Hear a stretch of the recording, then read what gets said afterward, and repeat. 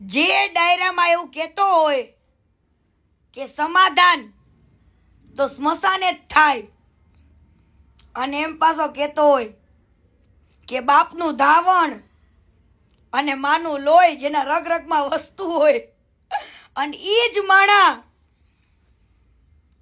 સમાધાન લઈને આવે અને કીર્તિ પટેલને લાલચમાં નાખે, એનું શું કરવું જોઈએ?